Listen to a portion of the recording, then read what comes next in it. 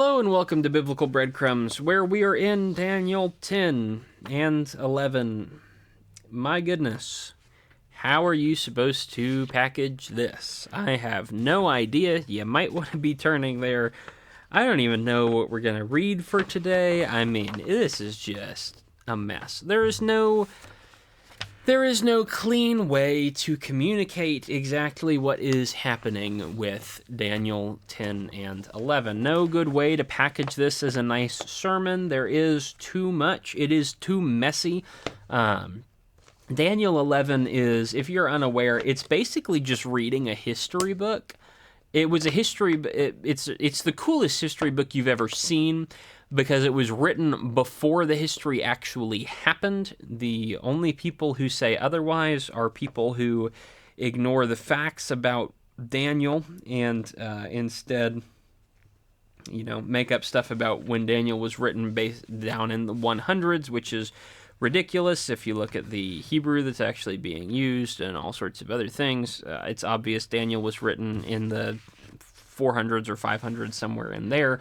Probably late 500s, early 500s, late 400s, I guess is how you would express that. Basically, the only reason to say Daniel is written in the Maccabean period is if you don't believe in God. So don't try that. That's a silly thing to do. It's a ridiculous stance to try and take. Anyway, diatribe over. The point is, Daniel 11 is received in the third year of Cyrus, king of Persia, Daniel chapter 10 and verse 1. 10 through 12 is all just kind of one long extended vision. 10 is the preamble to the vision where an angel thing appears and has some stuff to say about the spiritual state of the world. Chapter 11 is a wild ride through history that's going to be made 200, 300, and 400 years from the point at which Daniel's receiving this. If this is the third year of Cyrus, king of Persia, Daniel would be receiving this in about 537 or 536 BC.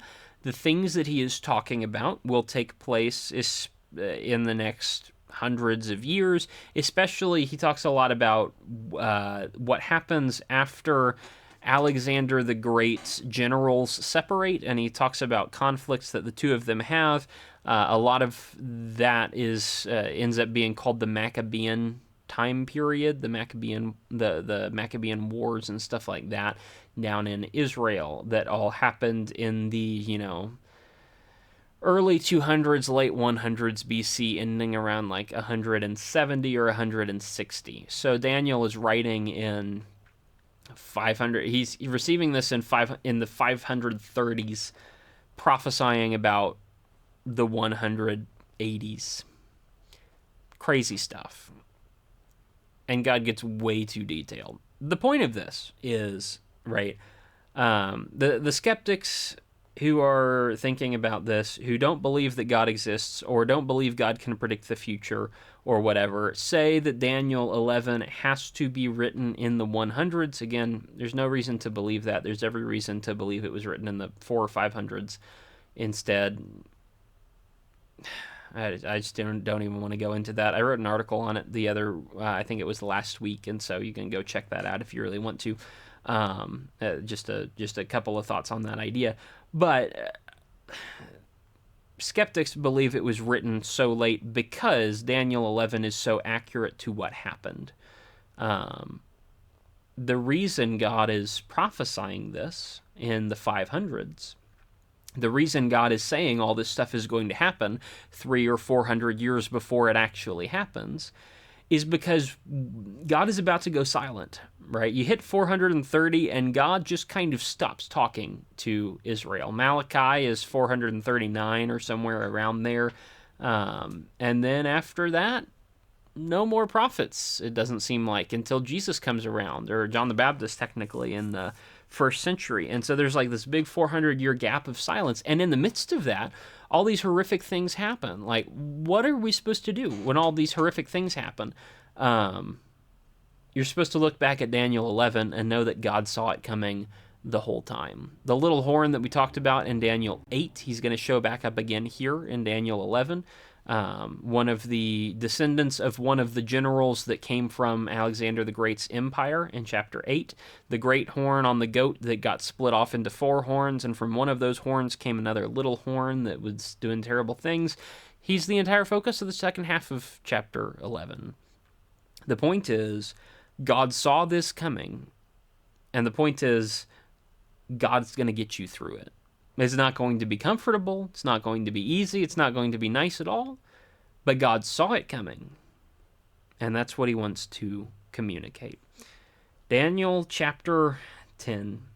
I'll read Daniel chapter 10. And then when we get to Daniel 11, I'll do a couple of select readings.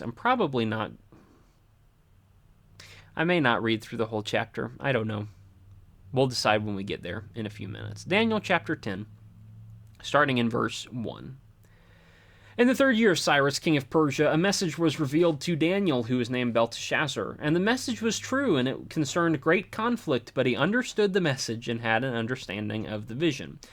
In those days, I, Daniel, had been mourning for 3 entire weeks. I did not eat any tasty food, nor did meat or wine enter my mouth, nor did I use any ointment at all until the entire 3 weeks were completed. On the 24th day of the 1st month, while I was by the bank of the great river, that is the Tigris, I raised my eyes and looked, and behold, there was a man dressed in linen, whose waist had a belt of pure gold of Uphaz. His body was also like a topaz, his face had the appearance of lightning, his eyes like the flaming torches, his arms and feet like the gleam of polished bronze, and the sound of his words like the sound of a multitude. Now I, Daniel, alone saw the vision, while the men who were with me did not see the vision. Nevertheless, a great fear fell on them, and they ran away to hide themselves. So I was left alone and saw this great vision, yet no strength was left in me, for my complexion turned to a deathly pallor, and I retained no strength. But I heard the sound of his words, and as soon as I heard the sound of his words, I fell into a deep sleep on my face with my face to the ground. Then behold, a hand touched me and shook me on my hands and knees. And he said to me, Daniel, you who are treasured, understand the words that I am about to tell you, and stand at your place, for I have now been sent to you. And when he had spoken this word to me, I stood up trembling. Then he said to me, do not be afraid, Daniel, for from the first day that you've set your heart on understanding this, and on humbling yourself before your God, your words were heard, and I have come in response to your words. But the prince of the kingdom of Persia was standing in my way for 21 days. Then behold, Michael, one of the chief princes, came to help me, for I have been left there with the kings of Persia.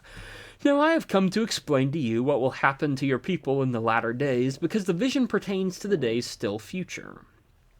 Verse 15. When he had spoken to me according to these words, I turned my face toward the ground and became speechless. And behold, one who resembled a human was touching my lips. Then I opened my mouth and spoke and said to him who was standing before me, My Lord, due to the vision, anguish has come upon me, and I have retained no strength. How can such a servant of my Lord talk to such as my Lord? As for me, there remains just now no strength in me, nor has any breath been left in me. Then this one with human appearance touched me again and strengthened me. And he said, You who are treasured, do not be afraid.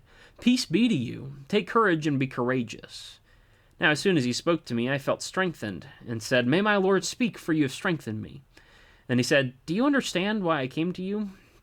But I shall now return to fight against the prince of Persia.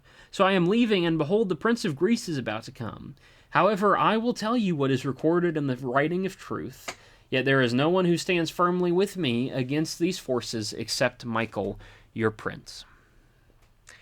Yeesh, what a chapter, right? So you have a bunch of stuff that's happening. Number one, Daniel understands this one, verse 1. Gabriel was sent to give him some understanding in chapter 9. And maybe he understood that vision, maybe he didn't, maybe he got that prophecy, maybe he didn't. By the time you get to yawning. By the time you get to Daniel chapter 10, this is a message that Daniel actually understands. He receives some kind of message. I don't know if he.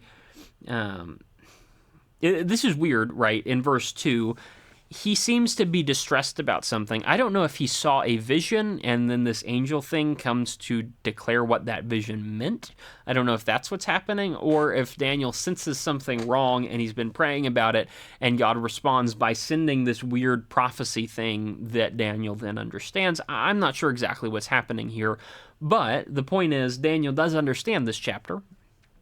Chapters 10 and 11 and maybe even 12, Daniel gets this stuff because it ends up being a lot simpler than last chapter. At the same time, last chapter, Daniel got an immediate answer when he prayed. Gabriel said, as soon as you started praying, a messenger was sent out, and I was sent here to answer you. I was sent here to tell you what God was thinking and what God wants you to hear. And so there is this immediate answer Daniel gets in chapter 9. Chapter 10 is not an immediate answer. You see it in verse 2. Daniel has been mourning for 3 entire weeks.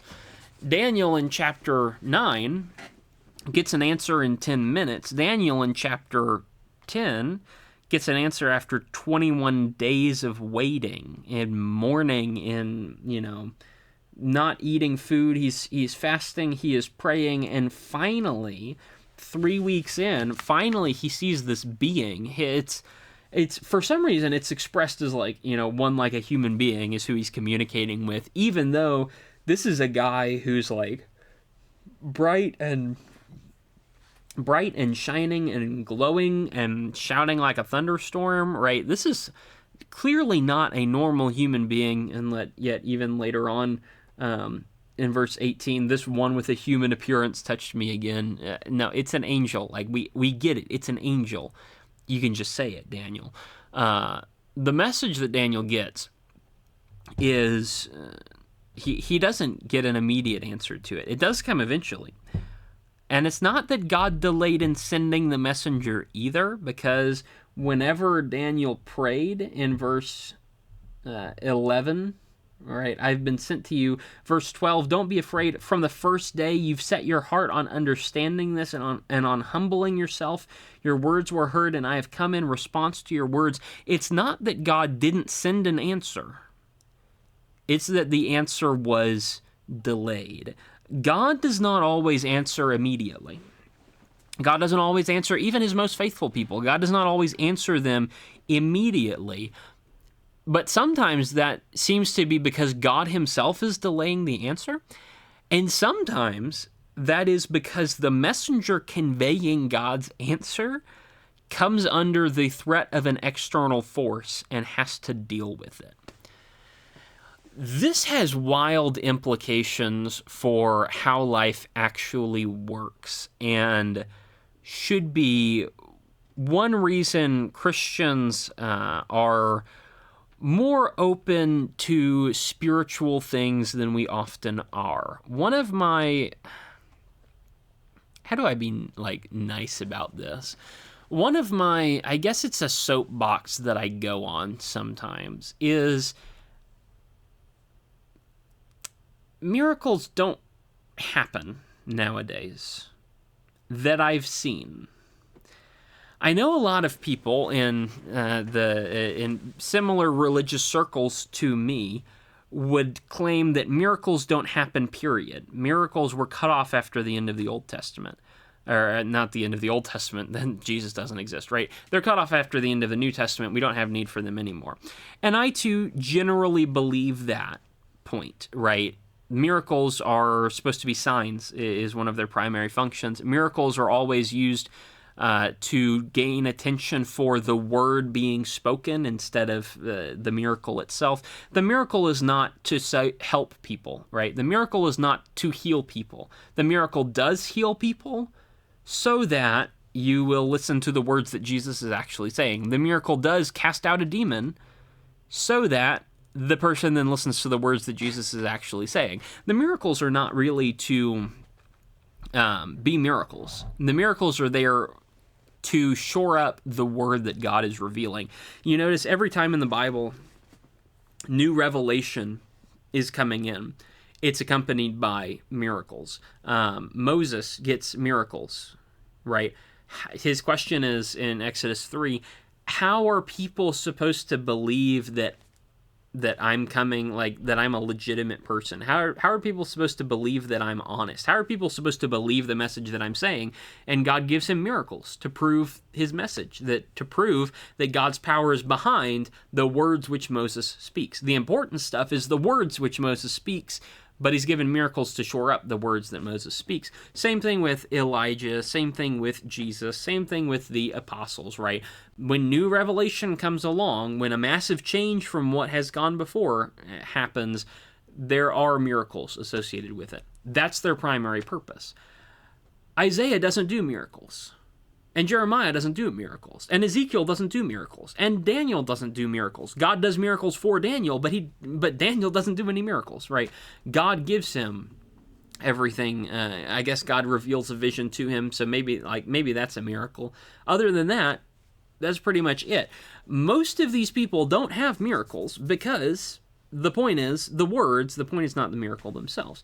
When we come to the New Testament, we should not be surprised that in the modern day, in 2026, we don't really have miracles anymore, because 2,000 years ago they had miracles. They used those miracles to establish the Word of God, to show what was true as opposed to what was false, to help people listen in that age where the New Testament and Christianity was a new thing that God had not talked about before.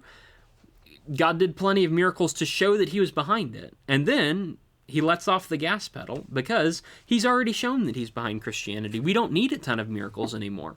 I do generally believe that. But if God wants to do miracles today, he can do a miracle today. And I know a lot of people who would not agree with that statement, who would say, well, God doesn't do miracles anymore. He can't, essentially. They wouldn't say he can't, but they would say he doesn't. He never would. Like, why would he? He would never do a miracle nowadays. That's, not true. And a lot of people who are in that camp also are just in the idea that basically the spiritual conflict that happened in the New Testament period, one of the reasons we don't have miracles today, like we don't cast out demons today very much. We don't see that happen very much. A lot of the cases that of people claiming to have demons are fabricated. Most of them, most of the cases of people having demons are just fabricated or fake or are otherwise manipulated. Sure, there are some real ones, probably. I don't know what dictates the rules of who can and can't cast out demons and all that stuff. I'm not going to go there. I have no idea. But when you see a lot of fake stuff, that shores up people's opinion that everything is fake. They say, we don't need to cast out demons anymore. Nobody casts out demons anymore. It can't happen. Demons don't possess anyone anymore. How do you know that? Right? How do you know what the forces of Satan do or don't do? How do you know exactly how God responds to it or doesn't respond to it? How do you know those things? Are you so sure about that? Or maybe should we hang off and have some degree of healthy skepticism and say, I don't think demons really possess people nowadays. I don't see it very much anymore in terms of like physical overriding of the senses, but I do see a lot of evil people. Maybe that's a kind of demonic influence. I have no idea. Why not just back off and have some, humility about the thing and say, I don't know exactly how it works. Maybe this is how it works. A lot of people in these camps tend to downplay the active spiritual combat that is going on around us, even today. Ephesians 6. Our struggle is not against flesh and blood, but it's against the rulers, it's against the powers, it's against the world forces of this darkness, it's against the spiritual forces of wickedness in the heavenly places. That seems kind of important. Because the fact is, you don't know what spiritual forces are operating where, because you cannot see them. Daniel had no idea his prayer was being answered until an angel came and said, God sent me 3 weeks ago, but I couldn't get through because these evil demonic forces blocked me. I have no idea how this works, but you should be open to a healthy degree of spiritual warfare going on even in the world today. Too many people relegate it to, there are good people and bad people, and we just stop the bad people, we need to be good people. Okay, that is true. But there are also angels who are influencing things you do not understand. And there are demons who are influencing things you do not understand. And there are the spiritual forces of wickedness that you don't even, like, you're not even aware of what all that is. Because Paul just says there are spiritual forces of wickedness. You don't know who, you don't know what, you don't know what orders of demons there might be, or if we're talking about something beyond just a demon. You don't know. Be careful what you assert. All I know is this angel appears and says, "Sorry I'm late. I was busy fighting something." Some being got in the way. The being is called the Prince of Persia, verse 13. The Prince of the Kingdom of Persia got in my way. I would assume, if this is an angel who's speaking, which it pretty clearly is, the Prince of the Kingdom of Persia is not physical King Cyrus of Persia. And this is not King Cyrus's son, the Prince of Persia, the physical one. This is some kind of spiritual entity that is behind the Kingdom of Persia. He is only beaten when Michael, also in verse 13, Michael, one of the chief princes, Michael, who is called your prince in the last verse of chapter 10, verse 21, Michael is the great prince in chapter 12, verse 1. Michael, the great prince who stands guard over the sons of your people, which would be Israel. He has to come in and beat up the Prince of Persia. Michael, as he is sometimes termed, the archangel, the one who leads God's armies. So, what you have in what God is expressing in Daniel 10,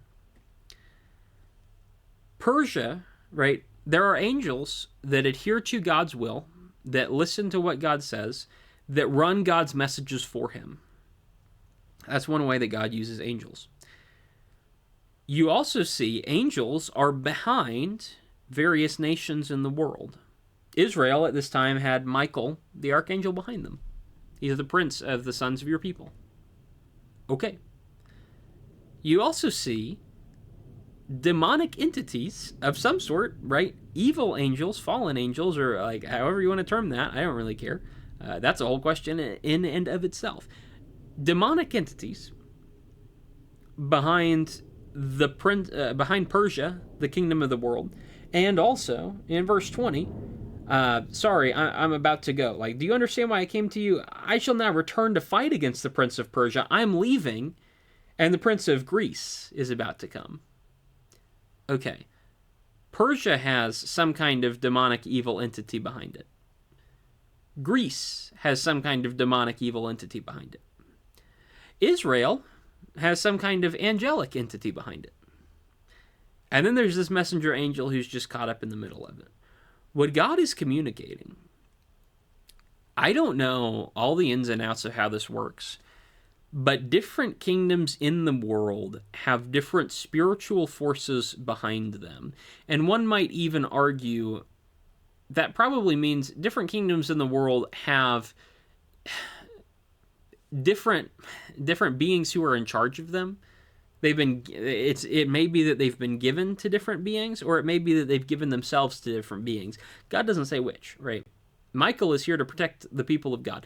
I don't know. I also don't know if this is an eternal setting. I don't know if the Prince of Persia is still the same guy who rules in the nation of Iran today. Like, maybe it is. Maybe it's the same guy. Maybe it's not. The Prince of Greece may be the same one that rules in Greece today. Maybe it's not. Maybe they changed out over the years. I don't know that Michael the Archangel is still ruling in Israel, or like still representing Israel today. I have no idea, right? God doesn't see fit to give me any of those details. What he does say is, nations of the world have spiritual powers behind them. Some of them spiritual powers for righteousness. Some of them spiritual powers for wickedness. Some of them, it may be that God has assigned Persia an evil power, and he's assigned Israel a good power. It may be that Israel's actions led to a good power. It may be that Persia's actions led to an evil power. It may be that he assigned Michael irregardless of Israel's actions and had a good influence on them, even though they didn't do anything to deserve it, while he let Persia choose its own fate, and Persia chose evil. I don't know how it works. All I know is there are spiritual forces. The one time we get to peek behind the curtain, there are spiritual forces behind the nation of the world, the nations in the world. If I were a modern day Christian, and I am, I would not be surprised if America has spiritual forces behind it. I would be very curious to know whether it's a spiritual force that is for God or a spiritual force that is against God. Maybe we have both. Maybe like the old cartoons show, there's like an angel on one shoulder and a devil on the other shoulder. Maybe we get a choice as to which one we follow after. Of course we get a choice. God gives us a choice, right? Do we want to be righteous or do we want to be wicked? Be careful when you make that choice. There are spiritual forces abounding in the world today that you have no idea of, that we just do not think about most of the time. And you need to be careful about that. Because if there are angels, there are demons, right? And I don't know to what degree they all have sway anymore. I don't know how God is using them. I don't know all the ways God is assigning them. I don't know who he's given to what. I don't know what authority they have versus what we have, or vice versa. I don't know any of these answers. But I do know there are spiritual forces. And you need to be very careful with that. Do not underestimate the power of God, and do not underestimate the power of the devil. Because God can send out a messenger and have it delayed for 3 weeks. The message gets through, but it's delayed. Because there's an actual fight going on behind the scenes that you are not privy to. The other thing I would bring up in this conversation, since we are here, is you should go and read Revelation chapters 2 and 3. Everybody is always surprised when I bring this up. Everybody. I don't know why. Don't be surprised when I bring this up. I like Revelation 2 and 3. It's the letters... Sorry for the camera work there. It's the letters to the 7 churches in Asia Minor in Revelation. John is writing at Jesus' request to these 7 churches. And we usually call it the letters to the 7 churches. That would be a misnomer, because that's not what it is. Jesus is walking. He's walking in chapter 1. Chapter 1, Revelation 1 and verse 11. Jesus says to John, "Write on a scroll what you see, and send it to the 7 churches, to Ephesus, Smyrna, Pergamum, Thyatira, Sardis, Philadelphia, and Laodicea." He's walking around in the midst of 7 golden lampstands, verse 12. He has 7 stars in his right hand, in verse 16. And he says in verse 20, the 7 stars and the 7 golden lampstands. The 7 stars are the angels of the 7 churches. And the 7 lampstands are the 7 churches. Now watch this. Chapter 2 and verse 1, Revelation. "To the angel of the church in Ephesus write." And then here's the message. Chapter 2 and verse 8. "To the angel of the church in Smyrna write." Chapter 2 and verse 12. "To the angel of the church in Pergamum write." Do I need to keep going? Right. What you see in Revelation is our other peek behind the curtain. Revelation and Daniel have some very striking similarities. This is one of them. In Daniel, it's pointed out nations in the world have spiritual powers behind them, some for good and some for evil. In Revelation, it's pointed out churches have spiritual powers behind them. Some for good. The angels of the churches. We're writing to the angels. We're not writing to the churches directly. We're writing to the angels that represent them, or the angels who are in charge of them, or the angels who are over them, the angels who are communicating between God and them, who are kind of like helping relay messages, the angels who are, I don't know, the church has guardian angels. Different congregations have different guardian angels of some sort. That's kind of a crazy thought to think about. If you're part of a local church, I would say, based on Revelation, there's probably the angel of the church at whatever your church is. Does that angel approve of what you're doing? What is that angel telling God about the things that you're doing? When the report comes from Ephesus is, oh, you've been doing some good things, but you really don't care anymore. What are you doing? Why, shape up, right? Because you're in danger of losing your place. You're in danger of these terrible things. Repent and do the deeds you did at first, or I will remove your lampstand from its place. Chapter 2 and verse 5. If you don't repent, you don't get an angel anymore. Like, if you don't repent, you're not a church anymore. You can pretend to be a church, but you're not a church anymore. If you don't repent, maybe your angel gets taken away and it gets swapped out for a demonic influence instead. Nations in this world have spiritual forces behind them. Churches in this world also have spiritual forces behind them. And one thing I would say is, if your church is not following the words of God, if they are differentiating from him in whatever direction for whatever reason, if it's, however major the distinction is, you need to be careful that you're actually following the Lord, because you don't want your church's angel to be swapped out for a demon without you knowing it. We're going to leave that idea there. I don't know what to do with it. Now you don't know what to do with it either. I hope that maybe you can make some application and take that somewhere useful and interesting.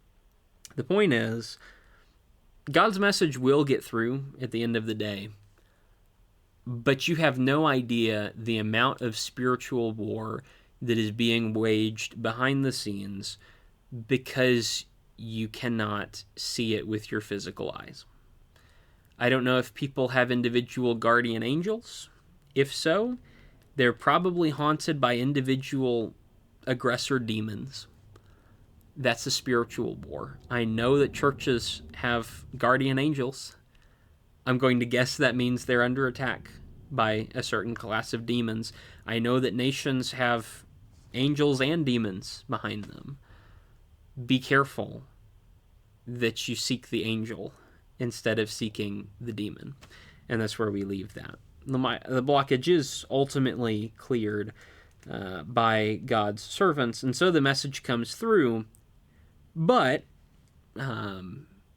it's complicated. The other thing you would point out about chapter 10 is that Daniel cannot even bear to listen to God in verse 16 through 19. Daniel has to be enabled to speak. The angel has to touch his mouth, to which Daniel says, I'm sorry, I can't take this anymore. And the angel says, don't worry about it. In verse 18, he touches me, he strengthened me, and said, peace be to you, take courage and be courageous. By the way, I'm saying angel a lot here. This does not sound like an angel. When he says, peace be to you, that's not, I don't know, man. That doesn't strike me as angel behavior when he's just able to touch the mouth and then it works.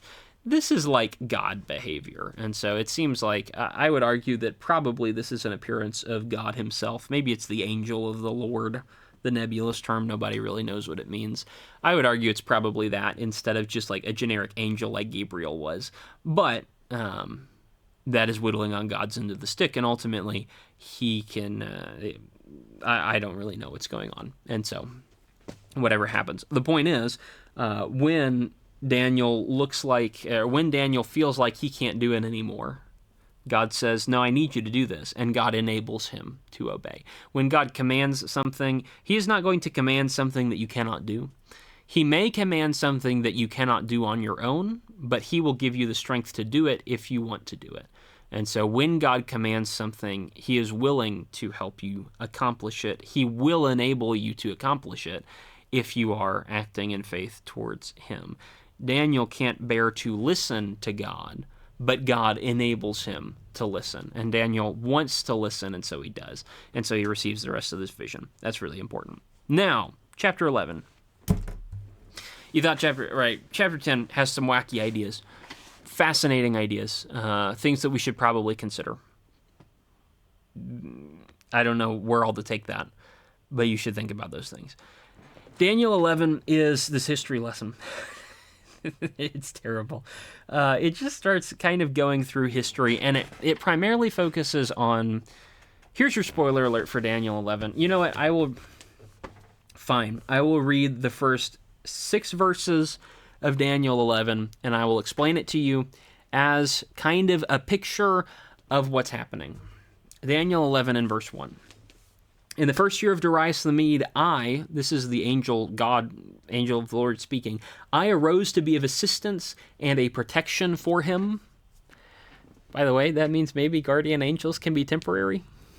Like, I have no idea. Take that for what you will. Verse 2, now I will tell you the truth. Behold, 3 more kings are going to arise in Persia. Then a fourth will gain far more riches than any of them. As soon as he becomes strong through his riches, he'll stir up the entire empire against the realm of Greece.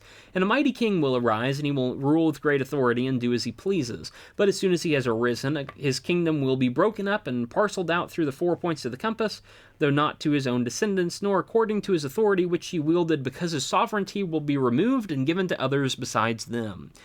Then the king of the south will grow strong, along with one of his princes, who will gain ascendancy over him and rule. His domain will be a great realm indeed. And after some years they will form an alliance, and the daughter of the king of the south will come to the king of the north to reach an agreement. But she will not keep her position of power, nor will he remain with his power.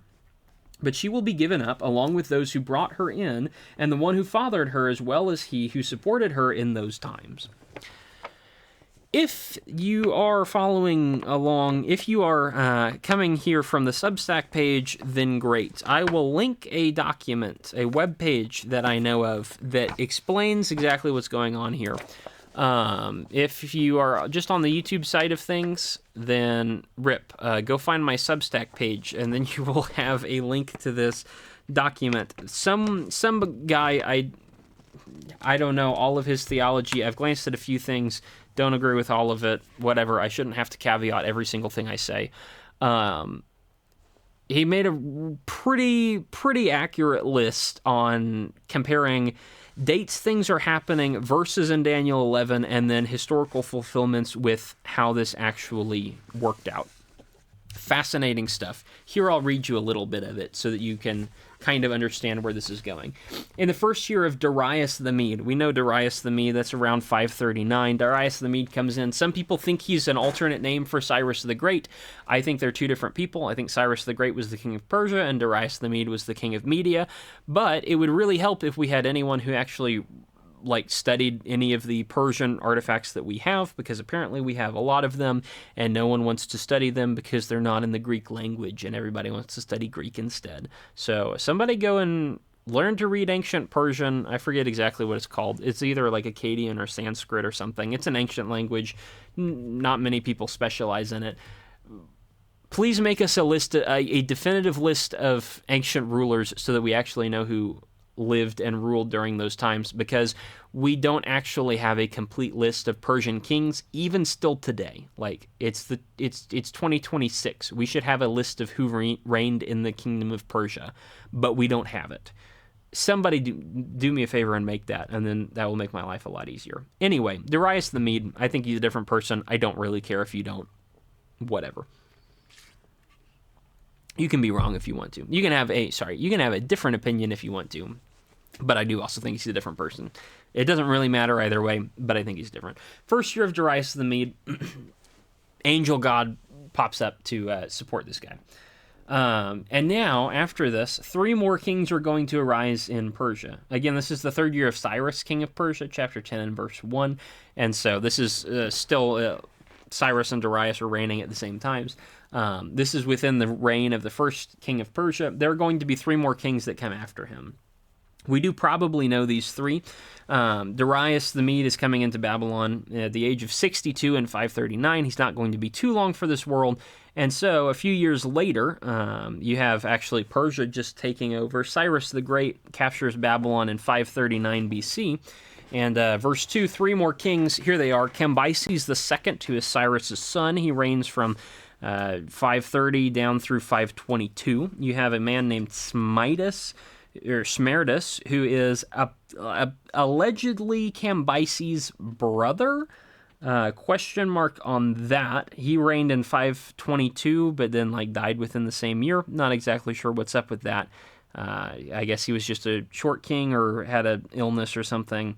Didn't last for very long. There's a third guy, Darius the First of Persia. We would call him Darius the Great. He reigned from 521 down to 486 before being followed by, as verse 2 says, a fourth will gain far more riches than all of them. Fourth king being Xerxes, who reigned 486 to 465, or sometime thereabouts. Xerxes being the one who is, if you've ever seen the movie 300, if you've never seen it, it's a great time. It does need editing, but if you edit the right stuff out, it's pretty good. Personal preference. It's that king, right? It's the guy who took Persia and had his 10,000 warriors, or his like million-person army or whatever it is, and went and fought against 300 Spartans. Of course, it was probably realistically like 10,000 Spartans, but we're not going to talk about that. It's a much better story if it's just 300 of them. Xerxes is that guy. He's super rich. He's super famous. He's like very prideful about it. He goes and tries to conquer the world, goes and tries to conquer Greece, doesn't conquer Greece because he runs into the 300 and everything like that, and thus the line at the end of verse 2 that he will stir up the entire empire against the realm of Greece. Or yes, that is what Xerxes tried to do. And it didn't go so well for him. Verse 3, a mighty king will arise and rule with great authority and do as he pleases. But as soon as he has arisen, his kingdom will be broken up and parceled out to 4 points of the compass. Chapter 8, the goat is Greece, one great horn representing, presumably, Alexander the Great. And the great horn breaks, and then it splits into 4. There are 4 guys who come up and take over his kingdom after that. You have Ptolemy, who ends up in Egypt, which is south of Israel. Keep that in mind for just a second. Seleucus, or establishing the Seleucid dynasty up in Syria, which is north of Israel. Keep that in mind for later. You have Cassander, who moves back into the Macedonia and Greek area. And you have Lysimachus, who moves into the Asia Minor area, or what we would call modern-day Turkey. This is it's the goat prophecy being fulfilled in chapter 8. It's a reference back to that of, hey, there's a great king in Greece, right? Persia's going up against Greece, but Greece comes in and smashes them. Alexander then immediately dies, and his kingdom gets divided up into 4. This is where it starts to get really, really complicated, because in verse 5 and then verse 6, again, just reading this is kind of a sample of what's going to happen. The king of the south will grow strong, along with one of the princes who will gain ascendancy over him and rule. King of the south, south and north being in terms of being related to Israel. And everybody, even if you're a skeptic, right, even the skeptics know that King of the South is talking about the Ptolemies in Egypt, south of Israel, and Kings of the North are talking about the Seleucids in Syria, which is north of Israel. Everybody agrees on this because it's so clearly just what happened. It's so clearly an account of the history. If you're a rational person, there's plenty of reason to believe this is a prophecy. It's a history book written before the history happened. If you are a doubter in that, then you have to defy the laws of nature and physics and stuff like that. But even the people who say this is written way after this is all happening agree that this is about the Ptolemies of Egypt, the kings of the south, and the Seleucids in Syria, the kings of the north. Anytime you see king of the south, it's talking about the Egyptians, the Egyptian branch of the dynasty, and anytime you see the north, it's talking about the Seleucid branch of the dynasty, and I am aware that I have just pronounced Seleucid like 4 different ways. I don't know how to say it, and I don't say it consistently, so fight me on that. You won't. You have Ptolemy, king of the south. First king of the south growing strong is Ptolemy the First. His name is Soter. One of his princes gaining ascendancy over him would be one of his own generals. Ptolemy was a higher-up general for Alexander the Great, but one of his generals, one of the guys who was subservient to Ptolemy originally, was named Seleucus, or Seleucus, who eventually decided to just do things himself and set up his own dynasty up in the north, and that becomes the king of the north. The king of the south will grow strong along with one of his princes who will gain ascendancy over him and rule. His dominion will be a great realm indeed. And after some years, they, right, the king of the south and one of his princes, will form an alliance, the daughter of the king of the south going to the king of the north. So you can see the great prince that belongs to the king of the south is suddenly become the king of the north in his own right. And there is, in verse 6, they'll form an alliance. The daughter of the king of the south goes up to the king of the north, which would mean this is happening after some years. This is happening, by the way, in the year 252. Verse 5 is happening in around like 323 to 283 BC. After some years is about 30 years later, 252 BC. The south and north decide to form an alliance. The Syrians and the Egyptians decide to set up and work together. Ptolemy II, Philadelphus, who took over from his dad, who died in 285, he is the king of the south. His daughter is sent up to the Seleucid king Antiochus II, whose name was Theos. Ptolemy II's daughter Bernice, or Bernice is probably how it's actually pronounced, is sent up to Antiochus II for them to marry and have a marriage alliance. But, unfortunately, what happens is Antiochus II already had a wife who was named Laodice, who really didn't like being divorced for this other woman to come in, and so she set up a plot to have both Bernice and her infant son, Bernice's son, assassinated, and then Antiochus II, after that, is randomly poisoned out of nowhere. I wonder who could have done that. It's probably his ex-wife Laodice, and so you have that kind of problem happening when the Bible says in verse 6, the daughter of the king of the south will come to the king of the north to carry out a peaceful arrangement, but she will not retain her position of power, nor will he remain with his power, but she will be given up along with those who brought her in and the one who sired her, as well as he who supported her in those times. Okay, so this woman comes up to get married to the king, but then the woman gets gotten rid of, and the king also gets gotten rid of.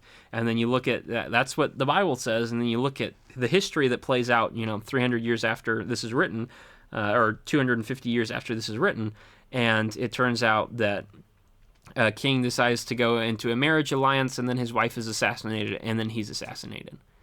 That's crazy, right? Again, everyone agrees that this is what this is talking about, because it's just so clear. And the fact is, when Daniel writes in the style of Greek that's common in that exists in like the 600 to 300 range about stuff that's happening in the 200s and the 100s, it's very, very clear that he wrote this well before it ever happened, or it ever came about in history. And so, yeah, God knows what he's talking about. You can do a lot with this. It does a lot of people good to go back down chapter 11, down at the end, verses 36 through like 45. Talks a lot about this one king who's going to show up, and man, he's going to be a bad king, and that is relegated to Antiochus IV. A lot of people consider him, myself included, consider him to be the little horn from chapter 8. He's the troublemaker. He's just a horrific person who does a bunch of terrible stuff to Israel. But eventually, the promise is at the end of chapter 11, verse 45, he will come to his end and no one will help him, right? So there's a whole document. I did think about doing an entire session that was just me reading this document, but it seems a little bit boring. It's, let's see, printed out, this is 9 pages long, about all of the history that Daniel has laid out for us. So again, there will be links to this in the Substack for you to actually read yourself. It's built into the lesson outline that I have, and I hope that my outsourcing of the material is not that terrible. Again, if you go and read stuff on that website, he goes into some other whack prophecy stuff that I very much disagree with, but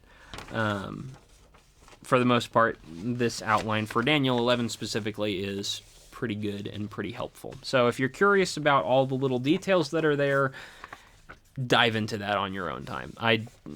No one's going to want to have me sitting here and trying to read through all of it. I taught a class on Daniel 11 once. I did it once. It was a mess. It was interesting. That's all we'll say. A very, very curious thing. The basic point that's being communicated in all of this is something along the lines of, God said all this 300 years before it happened, so you should probably trust that he knows what he's doing. You're not going to, like, the Prince of Persia will try and get in God's way, but he will not ultimately succeed. The Prince of Greece will try and delay God's messenger, but he will ultimately fail to do so. God's plans will not be deterred. God's plans will not be corrupted. The angel will find a way, and God will find a way to work regardless. So I think these chapters stand as great evidence that God exists, and as even greater evidence that, like chapter 4 declares, God is the ruler over the realm of mankind, and he gives it to whomever he pleases. Surprisingly enough, that was a lot shorter than last week's was, even though we covered a lot more material. So, well, covered is very generic. Again, I don't really know of a good way to cover chapter 11, so I'll have to leave that to you to do individually. Thanks for listening. Hopefully that's helpful, and hopefully that explains a little bit of what's going on in there.